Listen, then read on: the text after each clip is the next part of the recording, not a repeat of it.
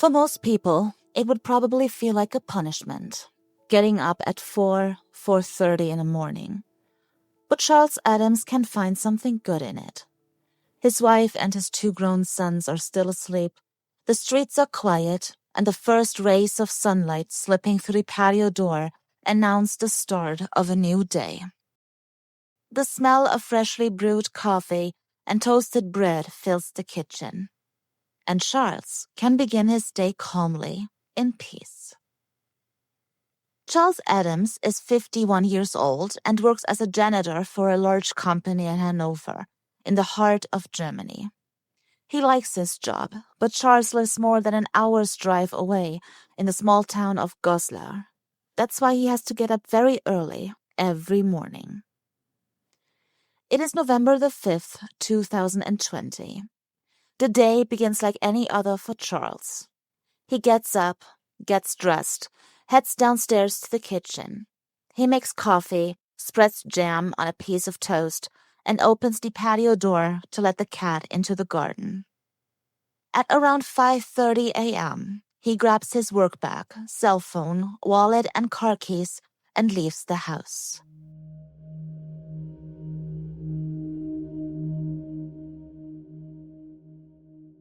In his drowsiness, he almost doesn't notice the letter tucked under his windshield wiper.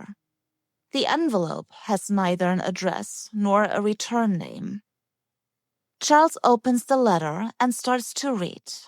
I caught your wife in a compromising situation with another man. I took photos.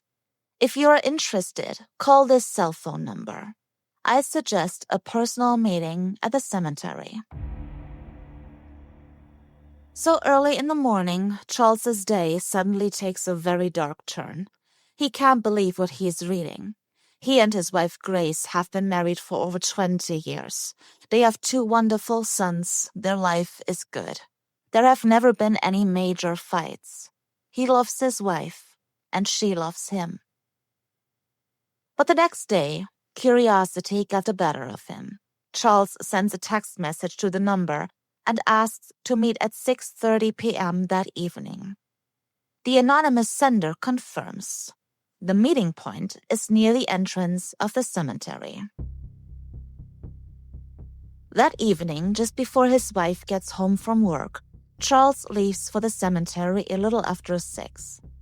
But when he arrives at the agreed spot on time, no one is there. Instead, he finds another letter lying on a gravestone. Suddenly, he hears a car engine near the entrance. Charles grabs the letter and runs toward the gate just in time to see a small red car speeding away. Without opening the letter, Charles drives home. When his wife arrives, he confronts her with his suspicion. Without mentioning the anonymous letter, he bluntly asks if she's having an affair. She should tell him the truth because he's holding proof in his hand.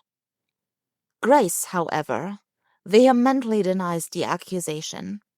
Confused, Charles opens the envelope together with her. But the envelope is empty.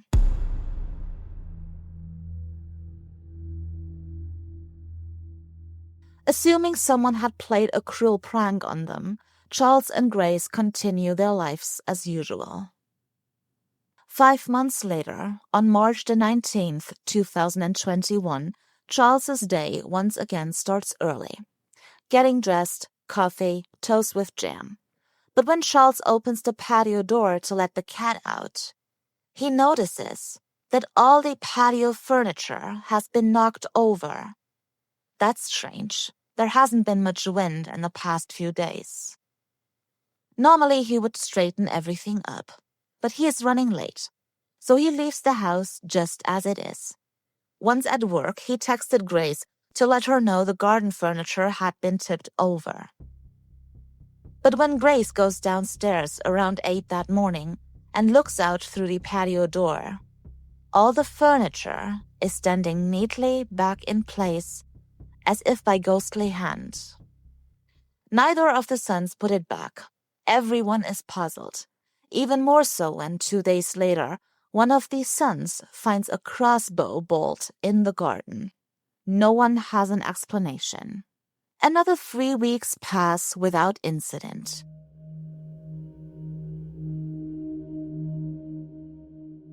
April the 13th, 2021. When Charles's sons come downstairs that morning, they are greeted by the worried face of their mother, Grace. Their father, Charles, had already left for work, but the way he left the kitchen is strange. The coffee and toast are untouched. Charles' phone, wallet, and work bag are still there. The patio door is open. But his car keys and the car are gone, as if he rushed out in a hurry. What's also missing is one of the son's backpacks. Since Charles didn't take his phone, no one can call him, and even more strangely, he doesn't contact the family all day, despite the fact that his oldest son has his driving test today. The family is very close. Charles is a loving father. Not asking about the test is completely out of character. Grace and the boys assume he must have been exhausted or not quite himself that morning. He will come home that evening, like always. But Charles doesn't come home.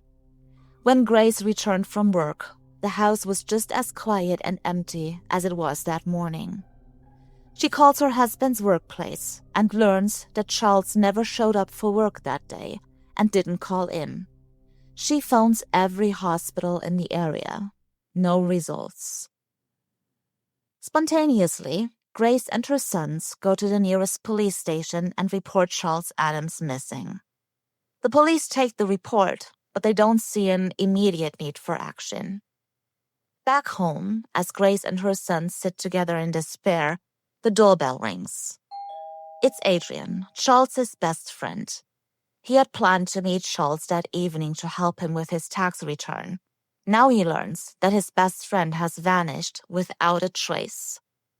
He is worried too, but tries to calm Grace and the boys. They shouldn't assume the worst just now. But the family can't just sit and wait. They start searching the house for clues.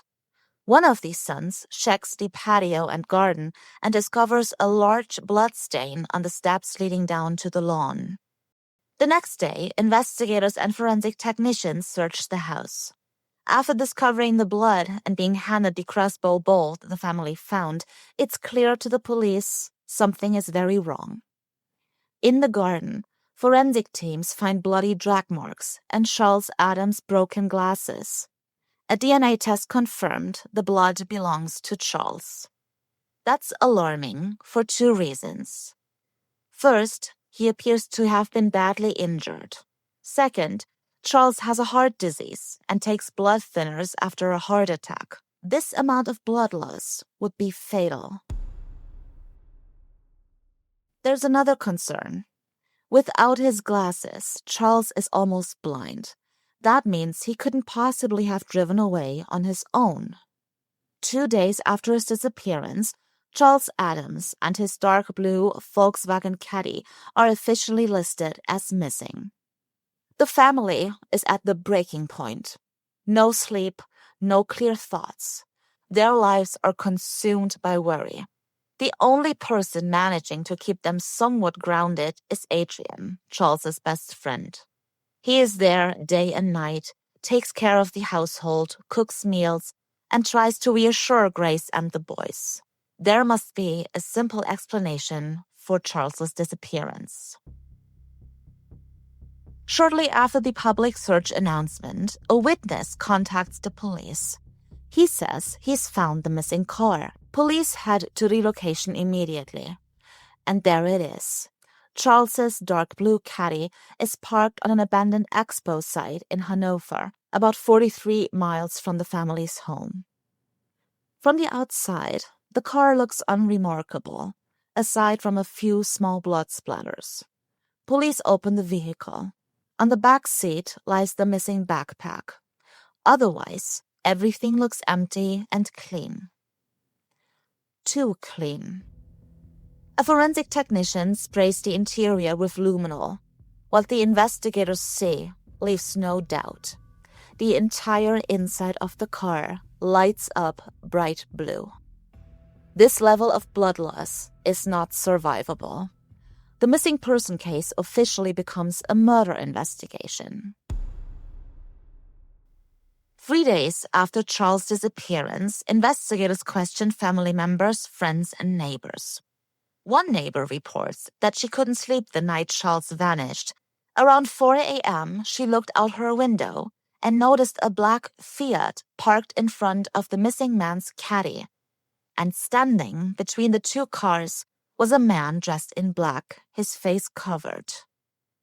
The witness remembered that the car had license plates from Braunschweig.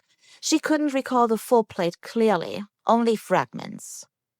But as it turns out, the witness remembered the license plate quite well. She had simply mixed up a few letters and numbers. That mistake still led investigators to a black Fiat rented from a car rental agency in Braunschweig. Police contact the rental company and ask for the name of the person who rented the vehicle. The name of the person who rented the vehicle is Adrian Murphy, Charles's best friend. Investigators soon discover that Adrian had rented cars repeatedly in recent months, always around the times when strange incidents occurred at the Adams home. The anonymous letter, the overturned patio furniture. This is notable, especially since Adrian owned a car of his own. A cell tower analysis reveals that Adrian's phone was logged into the Hanover network at the time of Charles's disappearance, precisely where Charles's car was later found.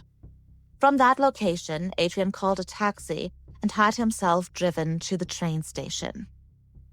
Investigators believe he then took a train back to Goslar. Cell phone data supports this. From the Goslar train station, Adrian called another taxi. The taxi driver was eventually located, but due to mandatory COVID mask regulations at the time, he couldn't identify his passenger with absolute certainty. However, he clearly remembered the destination. The drop-off point was a side street, just a few feet from the Adams home, likely where Adrian had parked the black rental car. One issue, however, remained unresolved. The phone number used by the anonymous tipster cannot be linked directly to Adrian. Investigators are convinced that Adrian is the one who gave the anonymous tip, but the phone number belongs to a prepaid phone registered to a man named Bill Summers. The prepaid phone was purchased and activated on October 28, 2020, 1 week before Charles found the anonymous letter on his windshield. What's strange is that Bill Summers wasn't even in Germany at that time.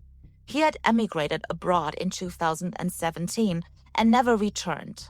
So Bill Summers is located and questioned. Investigators ask whether he can imagine how someone might have obtained his ID or personal information to purchase a prepaid phone in Germany under his name. That's when Bill remembers something. In 2017, during a layover while traveling from Hanover to his new home country, he realized his ID was missing.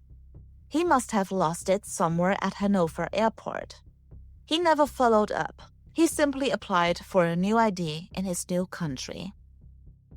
And after hearing this, investigators suddenly understand how Adrian got hold of the identification.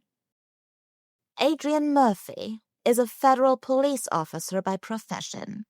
At the time of Charles's disappearance, he was assigned to passport control at Braunschweig Airport. But back in 2017, he had been working the same job at Hanover Airport. Adrian Murphy must have stolen Bill Summers' ID during a passport control check. The final, unmistakable proof that Adrian murdered his best friend comes from the crossbow bolt found in the Adams garden.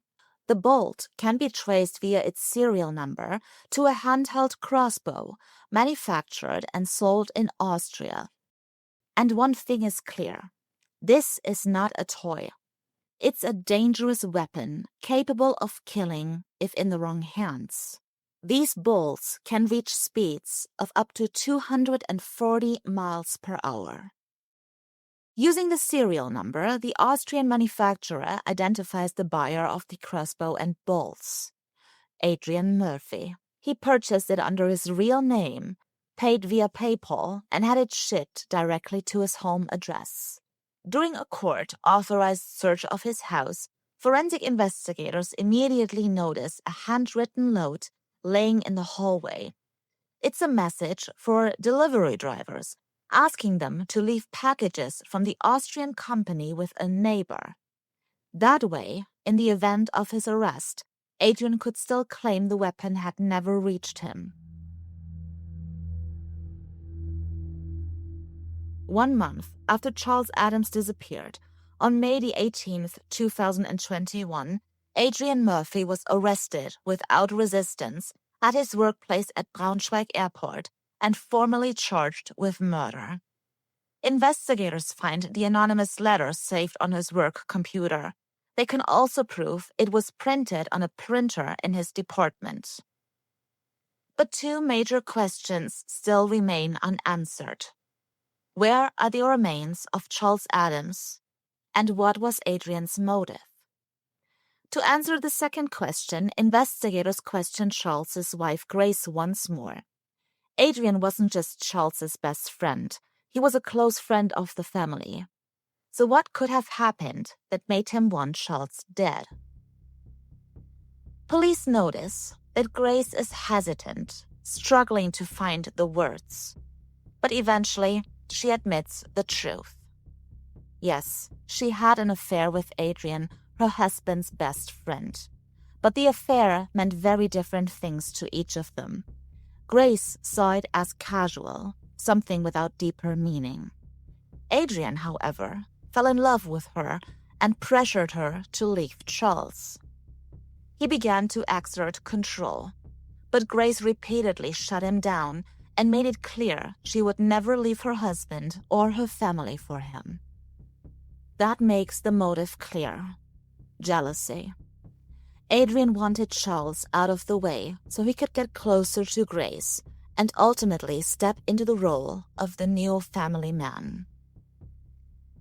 To determine what happened to Charles's remains, investigators analyzed Adrian's computer data and financial records.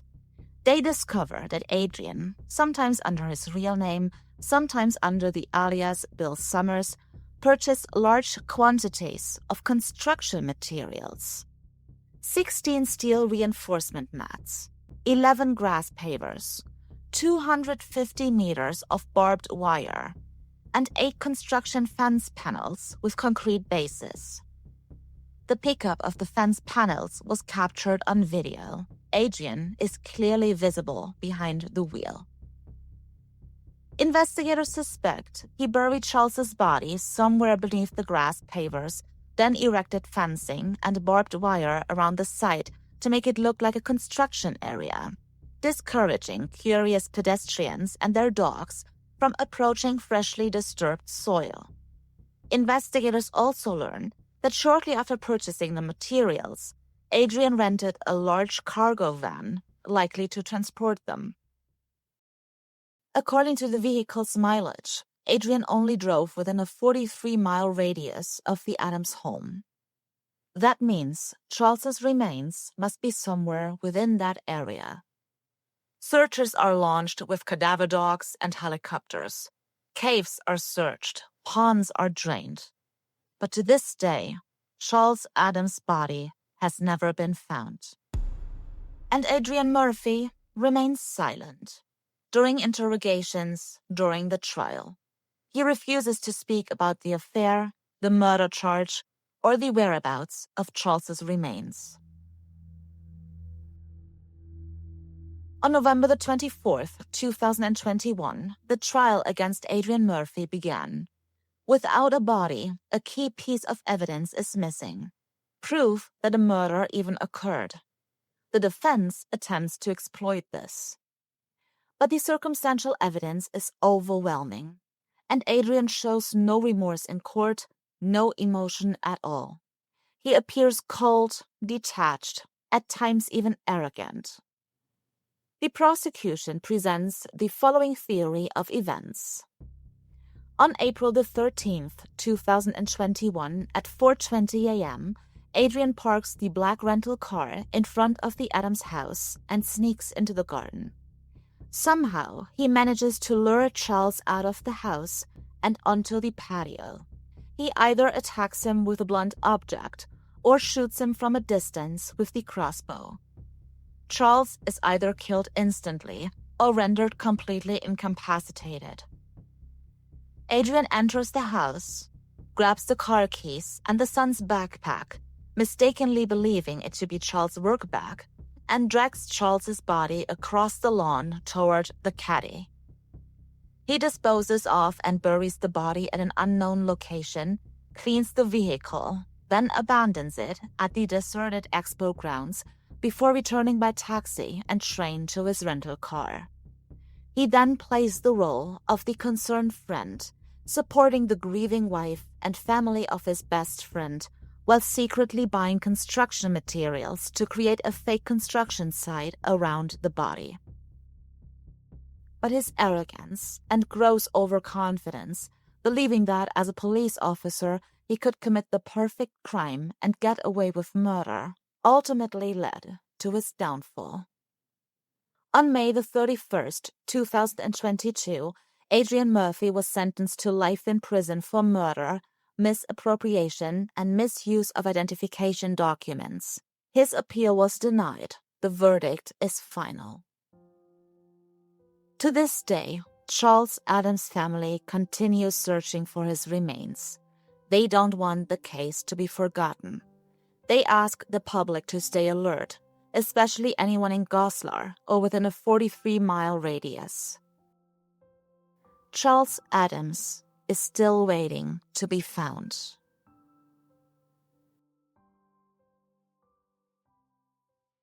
That was episode 4, A Friend to Die For.